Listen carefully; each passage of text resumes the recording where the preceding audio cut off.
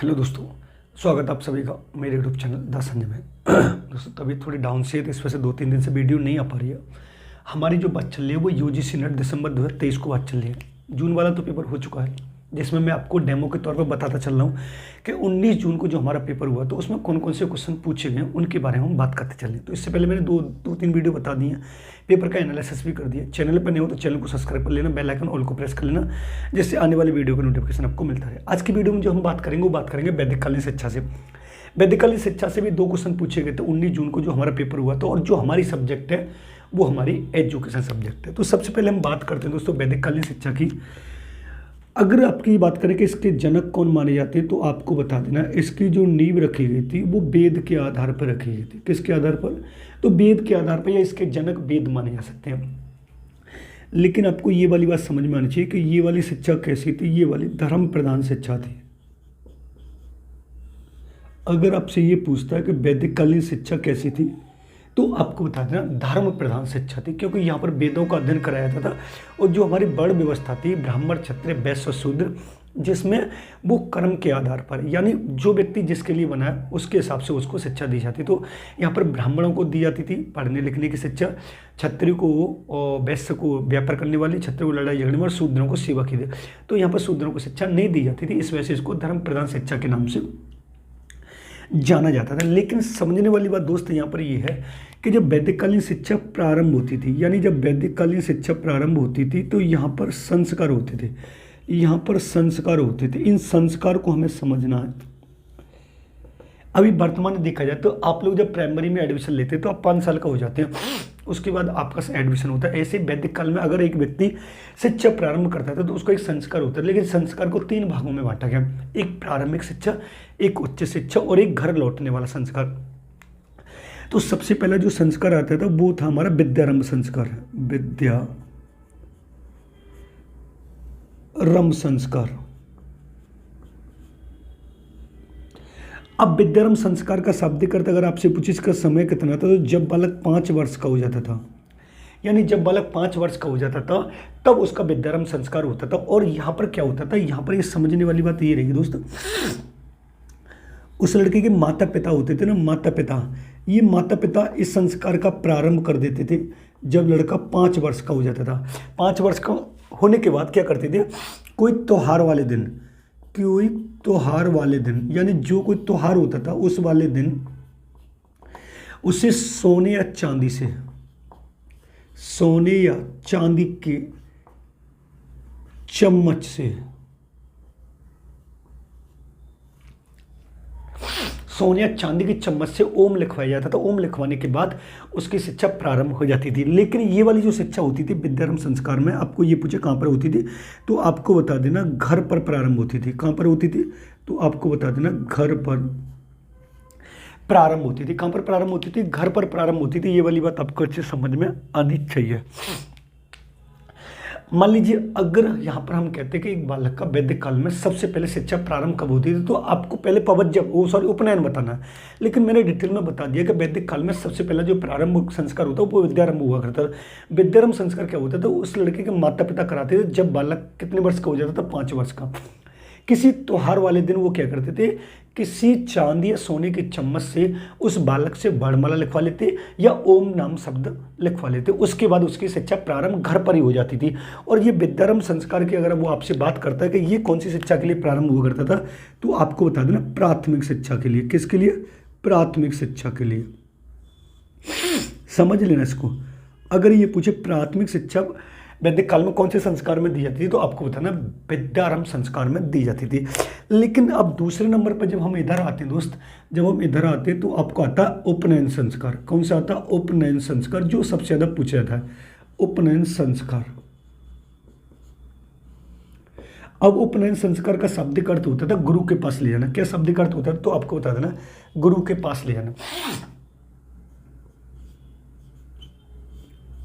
गुरु के पास ले जाना। अब समझने वाली बात दोस्त यहाँ पर ये पहला संस्कार होता था, और जो उपनयन संस्कार होता था वो आपसे ये पूछे कौन सी शिक्षा के लिए दिया जाता था, तो आपको बता देना यहाँ पर ये उच्च शिक्षा प्रदान की जाती थी। कौन शिक्षा के लिए था? ये उच्च शिक्षा के लिए था। और प्राथमिक शिक्षा के लिए कौन सा था, तो आपको बता देना विद्यारंभ संस्कार की बात होती थी। अब यहाँ पर जो उपनयन संस्कार हो रहा है इसमें हम समय की बात करेंगे, प्रवेश के समय की, यानी वो आपसे पूछेगा कि प्रवेश का समय कौन सा होता था, तो आपको बता देना प्रवेश समय की बात होती थी। तो यहाँ पर अलग अलग जाति के लिए अलग अलग रखा गया था। कौन सा रखा गया था, अगर वो ब्राह्मण की बात करें, हम क्षत्रिय की बात करें और वैश्य की बात करें, क्योंकि यहाँ पर आपको पता है शूद्र को तो शिक्षा दी नहीं जाती थी, तो ब्राह्मण जो बालक होता था 8 वर्ष का, उसका ये वाला होता था, क्षत्रिय का 11 वर्ष होता था और वैश्य का हो जाता था 12 वर्ष। यानी अगर मान लीजिए एक बालक को उपनयन संस्कार होना, उपनयन संस्कार का शब्द अर्थ मैंने आपको बता दिया, गुरु के पास ले आना। यानी जब एक बालक गुरुकुल में जाता था तो ब्राह्मण का बालक जो होता था वो अगर 8 वर्ष का हो गया है तो उसका उपनयन संस्कार हो जाता था, तो उसकी शिक्षा प्रारंभ हो जाती थी।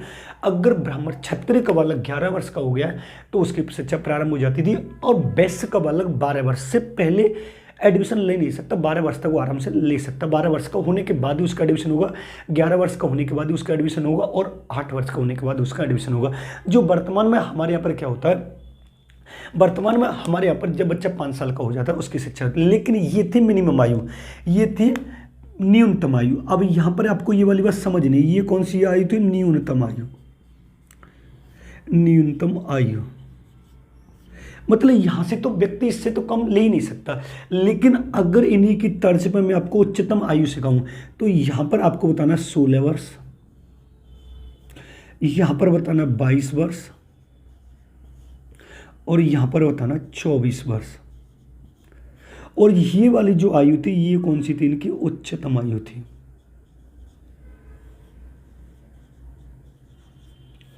उच्चतम आयु यानी अगर ब्राह्मण का बालक 16 वर्ष से ज्यादा का हो गया तो उसका एडमिशन गुरुकुल प्रणाली में नहीं होगा। अगर क्षत्रिय का 22 वर्ष का हो गया तब भी उसका एडमिशन नहीं होगा। अगर वैश्य का 24 वर्ष हो गया तो उसका एडमिशन नहीं होगा। मतलब कहने का ये है कि ब्राह्मण का बालक 8 से 16 वर्ष के बीच में कभी भी जा सकता है और गुरुकुल में एडमिशन ले सकता है। क्षत्रिय का बालक 11 से 22 वर्ष के बीच में जा सकता है और एडमिशन ले सकता है। वैश्य का बालक 12 वर्ष से 24 वर्ष के बीच में कभी भी जा सकता है और अपना एडमिशन ले सकता है। क्योंकि यहाँ पर समझने वाली बात ये होगी कि 12 वर्ष से कम का एडमिशन नहीं होगा, 24 वर्ष से ज्यादा का एडमिशन होगा। अगर ये पूछे वैदिक काल में ब्राह्मण बालक की न्यूनतम आयु प्रवेश के लिए कितनी रखी गई है, 8 वर्ष। उच्चतम आयु कितनी रखी है, 16 वर्ष। आपको ये वाली बात समझ में आनी चाहिए। इसी बीच में मैं आपको एक इंफॉर्मेशन देता हूं, समझना। अगर आपको यूजीसी नेट, समझ लेना, अगर आपको यूजीसी नेट फर्स्ट पेपर और second paper education, first paper तो सबका जनरल पेपर होता है, first paper general paper, second paper education, इन दोनों के अगर आपको नोट्स चाहिए, अगर इन दोनों के नोट्स जो मेरे हाथ के लिखे हुए हैं, जो मेरे हाथ के रिटन है, जिन नोट्स को पढ़कर मैंने 4 बार नेट क्वालिफाई किया है और एमएड में सेकंड यूनिवर्सिटी टॉपर रहा हूँ, अगर उन नोट्स को आप लेना चाहते हैं तो इस वाले नंबर पर कॉन्टैक्ट कर सकते 7217373533। इस वाले नंबर पर आप व्हाट्सअप कर सकते हैं, पूरी इन्फॉर्मेशन ले सकते हैं। कोर्स जो नोट्स हैं वो कितने पे मिलेंगे, फर्स्ट पेपर के कितने मिलेंगे, सेकंड पेपर में। इसी की तर्ज पर अभी आपको पता है कि साइकोलॉजी और पेडागोजी, ऑल टीचिंग एग्जाम,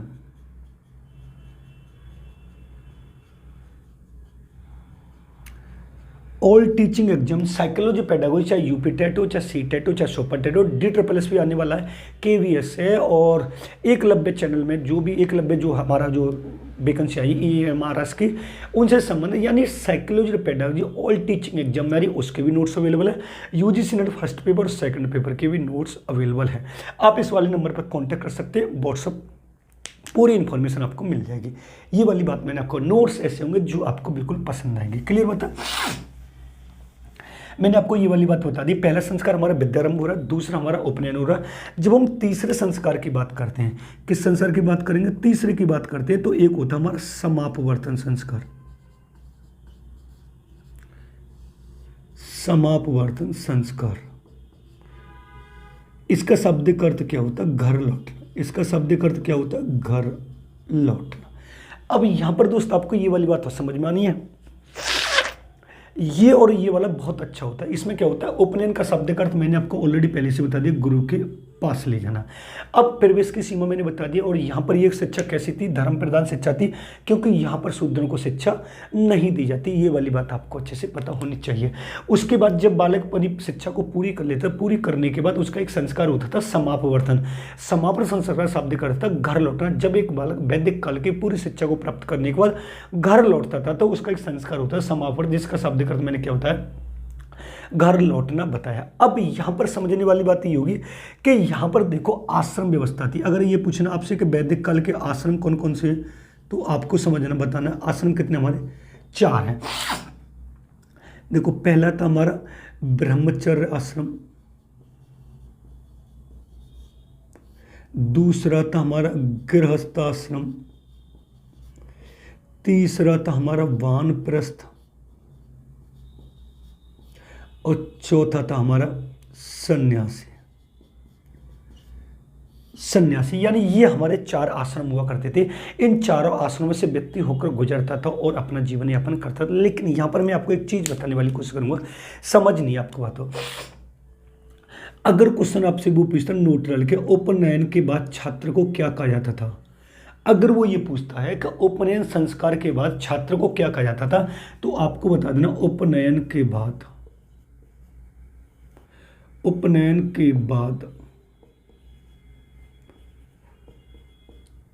छात्र को द्विज कहा जाता था। क्या कहा जाता था, द्विज कहा जाता था। यानी समझने वाली बात है कि जब एक बालक का वैदिक काल में उपनयन संस्कार हो जाता था, उसके बाद छात्र को क्या कहते थे, तो आपको बताना द्विज कहते थे। लेकिन यही वाली बात अगर पवज्जा में बात करेंगे बौद्ध काल में, तो बौद्ध काल में पवज्जा संस्कार के बाद छात्र को क्या कहा जाता, तो आपको बताना श्रमण, सावर, नवशिष्य, जो हम आगे पढ़ेंगे। लेकिन वो आपसे ये कहता उपनयन से पहले, अगर वो आपसे कहता उपनयन से पहले छात्र को क्या कहते थे, पहले छात्र को क्या कहते थे, तो आपको बता देना शूद्र कहा जाता था। क्या कहा जाता था, शूद्र कहा जाता पहले, और बाद में क्या कहा जाता, द्विज कहा जाता। और ये वाली बात आपको अच्छे से याद रखनी है कि वैदिक काल में उपनयन संस्कार के बाद छात्र को क्या कहा जाता है, तो आपको बता देना है द्विज कहा जाता। उपनयन से पहले छात्रों को क्या कहा जाता, तो आपको बता शूद्र कहा जाता। और ये वाली बात मैंने पूरी बता दी। अब आपसे ये पूछे वैदिक काल में आश्रम कौन कौन से होते, तो आपको बता दें 4, ब्रह्मचर्य, गृहस्थ, वानप्रस्थ और सन्यासी। क्लियर बात है। अब यहाँ पर एक चीज और हम आपको बताते हैं, वैदिक काल की विधियां, उपाधियां, सॉरी, अब आपको उपाधियां बतानी है। वैदिक काल की उपाधियां कौन कौन सी होती है, तो देखो समझना, जो व्यक्ति एक वेद का अध्ययन करता था, एक वेद का अध्ययन करेगा, समझना, तो उसे समय कितना लगेगा, 12 वर्ष लगेगा, और उसे उपाधि दी जाएगी स्नातक की। किसकी उपाधि दी जाएगी, स्नातक की दी जाएगी। लेकिन जो व्यक्ति 2 वेद का अध्ययन करेगा उसे कितना वर्ष लगेगा, 24 वर्ष लगेगा, और उसे उपाधि दी जाएगी बसु की। ये वाली बात याद रखना है।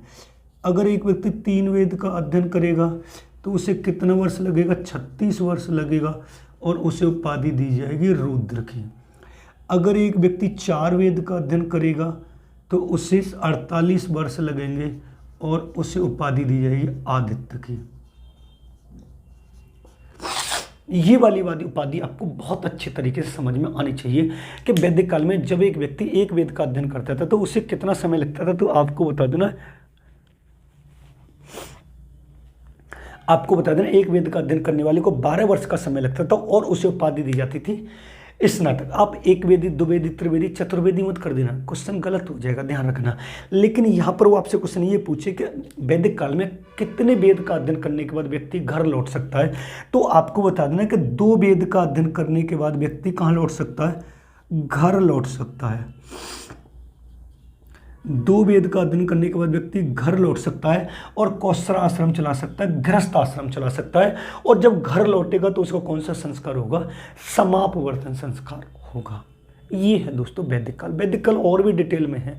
डिटेल में अगर आपको चाहिए तो मैंने आपको पहले ही व्हाट्सअप नंबर दे दिया, उस वाले नंबर पर आप कॉन्टैक्ट कर सकते हैं। नोट्स ऐसा होगा जो आपके यूजीसी नेट और जीआरएफ और असिस्टेंट प्रोफेसर जो एजुकेशन और बीएड से संबंधित आप दे रहे हैं उसको पूरे तरीके से याद कर बना दें। इसको आप नोट कर सकते हैं। ये पूरा मैंने समझा दिया था। उपनयन क्या होता है, विद्यारंभ क्या होता है, समावर्तन क्या होता है, उपाध्याय क्या होती है, आश्रम क्या होता है, उपनयन के बाद छात्रों को क्या कहते हैं, उपनयन से पहले छात्रों को क्या कहते हैं। ये वाली बात आप अच्छे से समझ में आनी चाहिए। वीडियो पसंद आए तो वीडियो को लाइक करें, शेयर करें, कमेंट करें। चैनल पर नहीं हो तो चैनल को सब्सक्राइब कर लें, बेल आइकन ऑल को प्रेस कर लें, जिससे आने वाली वीडियो की नोटिफिकेशन आपको मिलता है। मिलते हैं नेक्स्ट वीडियो में। धन्यवाद।